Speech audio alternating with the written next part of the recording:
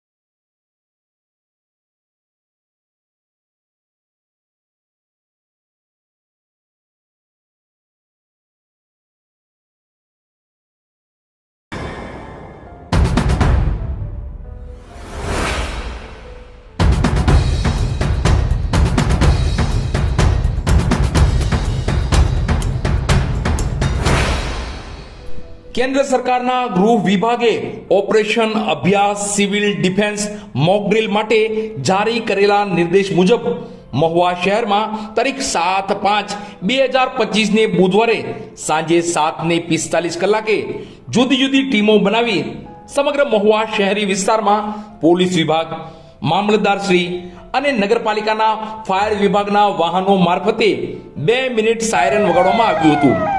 લોકોએ સાયરન અને સમય જોઈને પોતાના રહેણાંકી મકાનો, દુકાનો, કોમર્શિયલ બિલ્ડિંગ, ઓફિસોમાં લાઇટ બંધ કરી દીધી હતી અને આ યોજાયેલા બ્લેકઆઉટમાં સ્વયંભૂ લોકો જોડાયા હતા. ત્યારબાદ ફરી રાત્રિના 8:15 2 મિનિટનું સાયરન વાગતા જ તમામ લોકોએ ઇલેક્ટ્રિક લાઇટ સહિતના ઉપકરણો શરૂ કરી દીધા હતા. ઉલ્લેખનીય છે કે પહેલગામમાં બદલો લેવા ભારતીય સેનાએ પીઓકેમાં ઘૂસીને કરેલી એર સ્ટ્રાઇકથી સમગ્ર મહુવાવાસીઓ ખુશ છે. ત્યારે સરકારશ્રીની સૂચના અને સ્થાનિક પ્રશાસન દ્વારા બ્લેકઆઉટનું આયોજન કરાતા મહુવાવાસીઓનો ઉત્સાહ બેવડાયો હતો. મહુવા શહેરના મોટા ભાગના વિસ્તારો સ્વયંભૂ બ્લેકઆઉટમાં જોડાયા હતા. તો અમુક વિસ્તારો વાહન ચાલકોને સમજણ નહીં હોય કે સૂચનનું અનુકરણ કર્યું નહીં હોય, તેનાથી અમુક વિસ્તારમાં બ્લેકઆઉટને મિશ્ર પ્રતિસાદ મળ્યો હતો.